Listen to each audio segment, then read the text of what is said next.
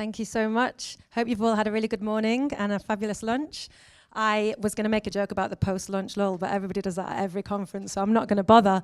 I'm Laura. It's really lovely of you to choose to come to my talk when there was such brilliant options for you to go to. It's an amazing day. And I'm from the Vegan Society, and my role is the education officer. I've been working there for 4 years now, but before that, I was a primary school teacher myself.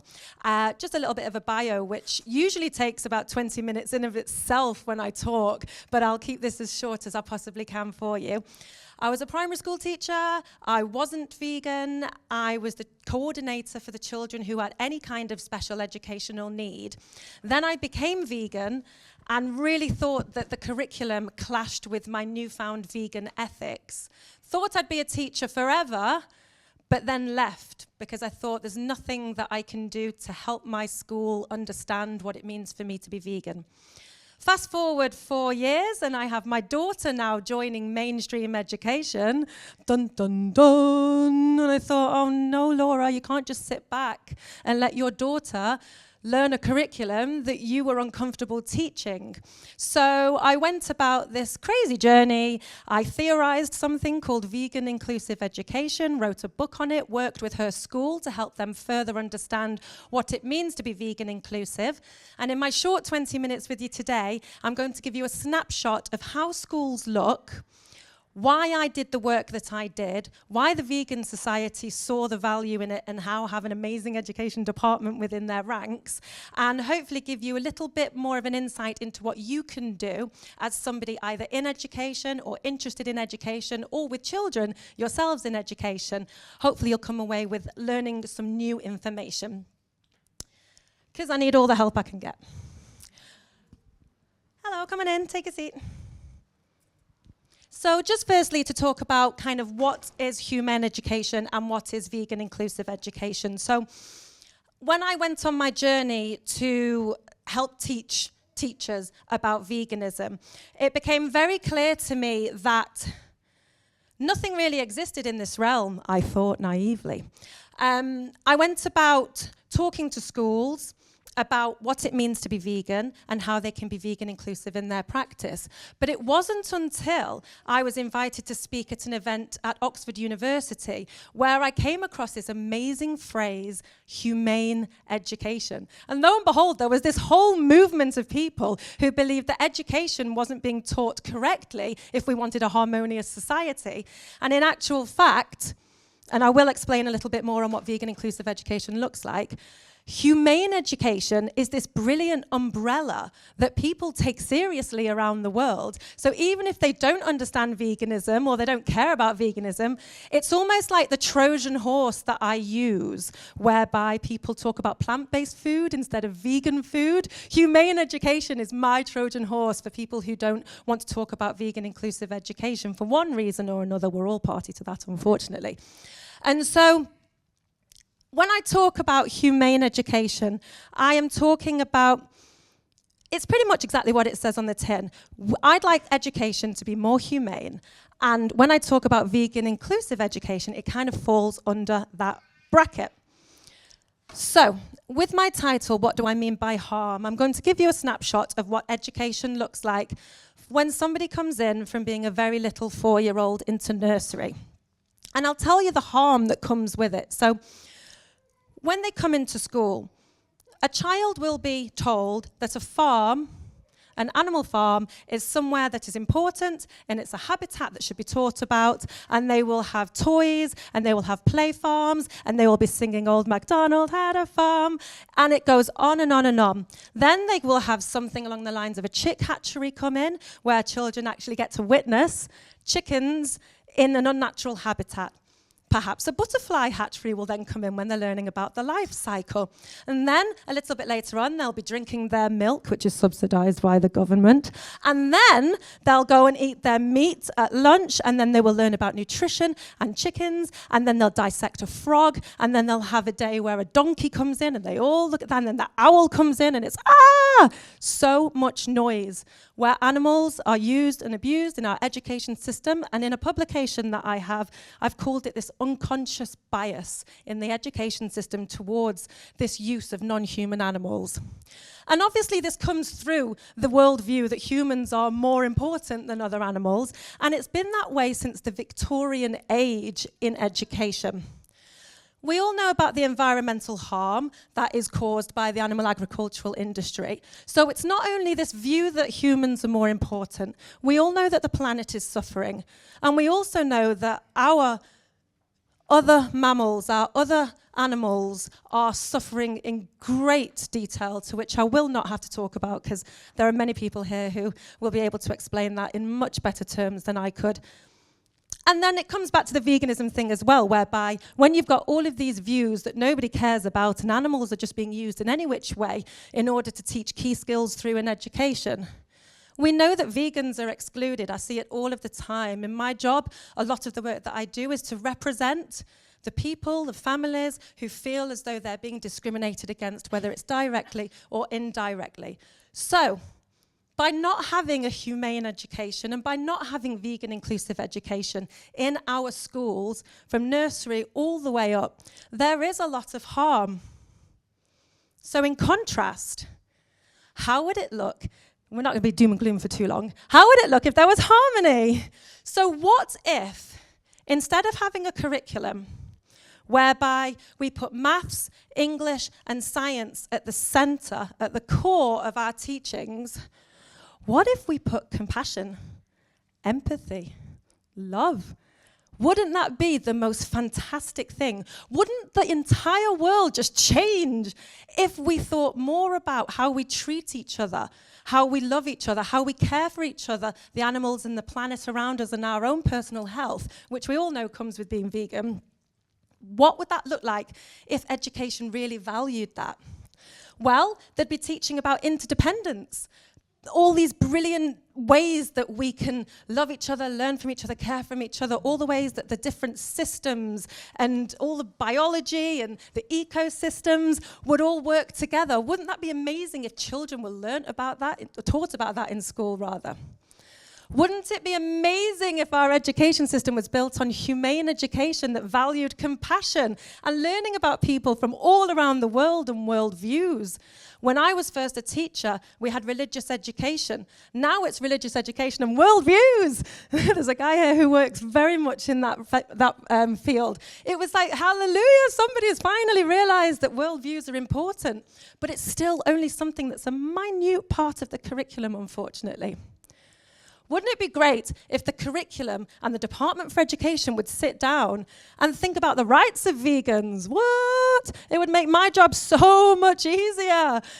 Actually, I might not even have a job if that was the case. But, you know, if they thought about the fact that these people with different worldviews had rights, wouldn't that be great? Wouldn't the education system be way more understanding, way more inclusive, and some of our problems might be eradicated? And then, of course, we all know about the sustainability and the harm that's happening to the world, and the fact that if the education system took humane education or vegan inclusive education seriously, that we're actually creating a future that might survive. We might actually be able to live amongst each other harmoniously. Wouldn't that be an absolute dream?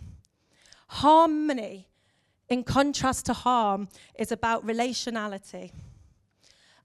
And it's quite urgent in actual fact, because we all know there is a climate and ecological crisis.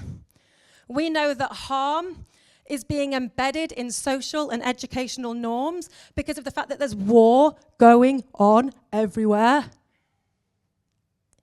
We know that young people are calling for help and honesty and action. They feel lost. At the moment, there is a politician, Zach Polanski, who is running on the theme of hope, because there's just nothing else left. There's just absolutely nothing else left other than hope for a lot of our young people, because they've been brought up in an education system that doesn't believe that compassion and empathy should be at the center, the absolute epicenter of everything. It's about who knows how to do the quadratic equation, which I still remember, even though I'm 43 years old. That is mad. Education as a driver of cultural transformation is really important to me. And I've said often, if you've been to one of my talks before, the way that the education system runs has been designed and is still running all of these years later, with the use and the abuse of animals and the way that it doesn't center itself around compassion and love.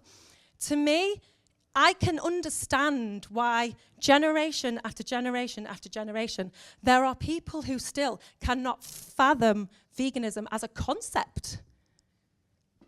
Because when you come in at 4 years old and you're shown a farm, and then at 5-year-old you're shown a chick hatchery, and then at 6-year-old you're dissecting hearts, and then, and it's this relentless talk of this is the way it's always been done. Let's go to the zoo on our school trip. Let's go to the aquarium on our school trip. How on earth are you going to want to question those societal norms?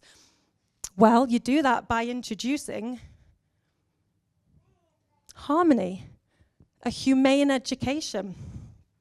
You have the conversations with these young people, with teachers. I love talking to teachers and saying to them, do you really think that the way the curriculum is set up is good? They'll say, no, there's too much work to do. I'm like, no, I don't mean all the crazy work you have to do, because I remember that and it was hideous.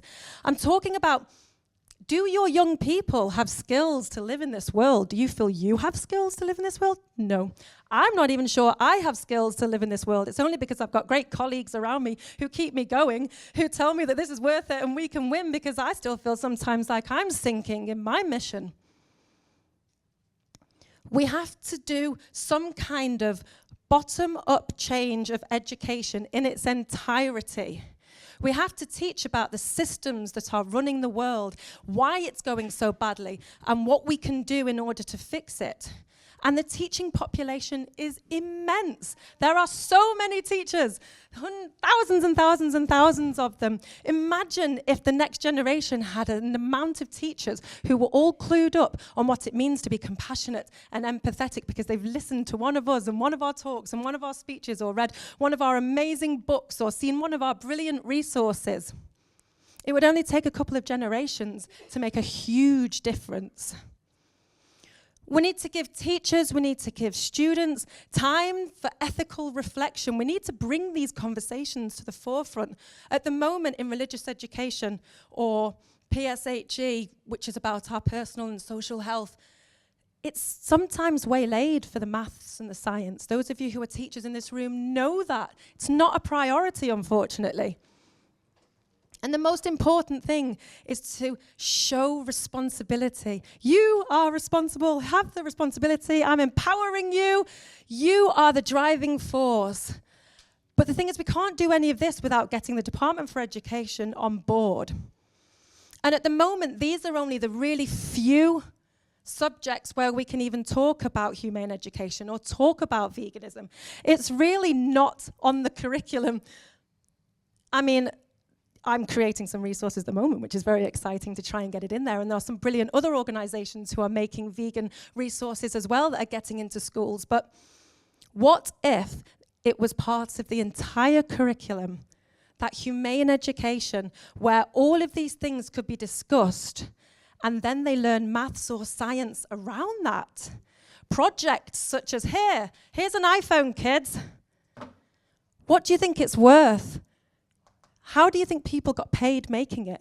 Where do you think the materials came from? How do you think they got here? Do you think there's exploitation? Talk about the world that you live in together. Learn from each other together. Learn about what's happening in this mining field or that mining field where people perhaps are being really wronged to make this, and have those amazing deep conversations that are so valuable to humanity and are not happening anywhere near enough as they should be.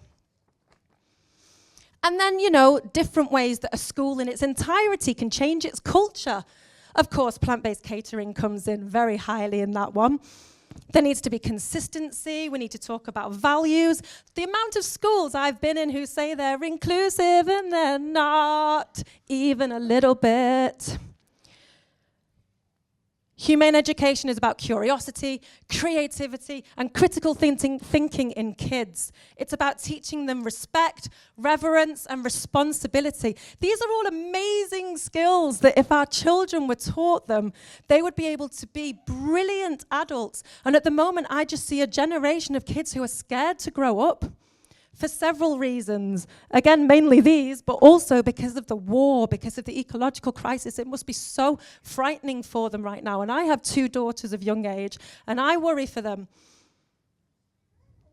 And of course, if the whole school was harmonious and lovely, then they would include vegans too. So here's your call to action. Speak to educators, write to educators, tell them that you'd like humane education to be at the forefront of what they're doing. Ask them if they're talking about veganism. Ask them if they're talking about compassion and love. Where does empathy feature in your curriculum? Speak to other activists about the fact that education might very well be the answer. Why don't we start a campaign, for example, and talk about veganism in education?